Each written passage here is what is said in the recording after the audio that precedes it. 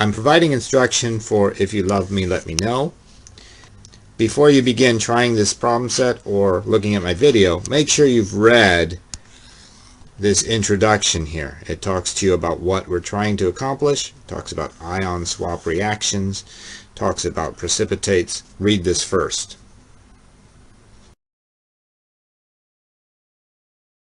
I'm doing number 3 so you can check your work. Potassium carbonate, K2CO3, reacted with zinc acetate. Since it's a reaction, this salt must be aqueous. The zinc acetate is Zn for zinc, parentheses, C2H3O2 for the acetate ion. There need to be 2 acetate ions. That's also AQ if I want a reaction. Arrow means change will occur, chemical change will occur. I need the products now. One of the products will be zinc carbonate. Zn is +2 ion. Carbonate's a -2 ion. They can bond together to make zinc carbonate. That is a true bond, inseparable. It is an insoluble salt, so I write solid here. The last product will be potassium acetate. Potassium is a +1 ion. Acetate is a -1 ion. This is the correct formula for potassium acetate. It is a soluble salt, so AQ. You will need 2 copies of potassium acetate. So this is called a coefficient. This is the correct equation for the reaction. The precipitate is here. The insoluble salt, zinc carbonate, is the precipitate.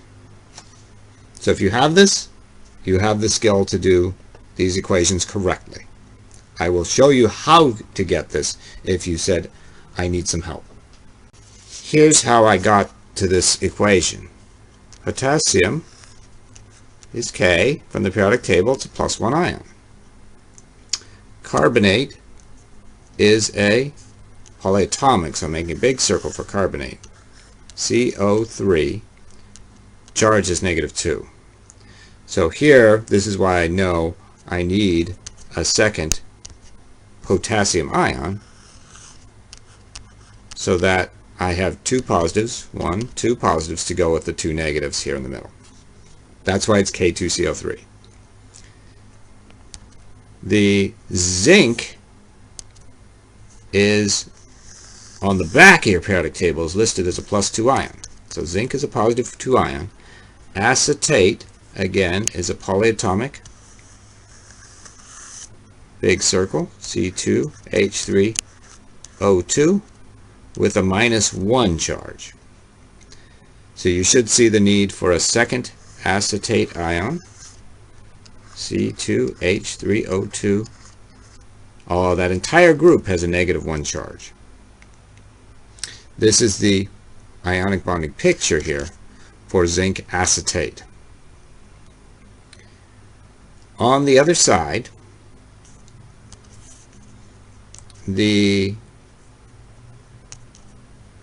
zinc ion is +2. It will be attracted to this carbonate ion. If that attraction is strong, then they can form a precipitate. And you can see on your solubility chart that zinc carbonate is insoluble. That's what makes it a precipitate. That indicates that their bond is strong. So that will mean that I draw those 2 ions bonded together. Zinc is a +2. Carbonate is a -2.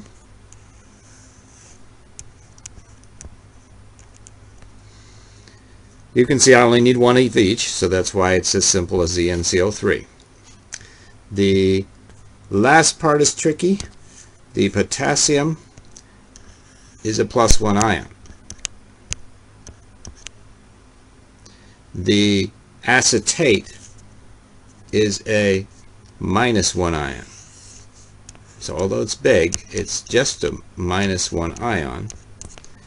So here's a plus and a minus. That's done. It's KC2H3O2. That is the formula. But you will notice that comparing to the left, there are 2 acetates, therefore I should end with 2 acetates.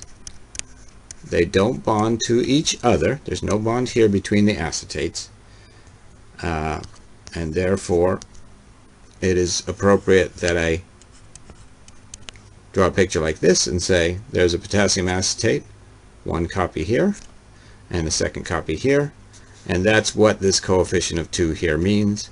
There are 2 copies of potassium acetate.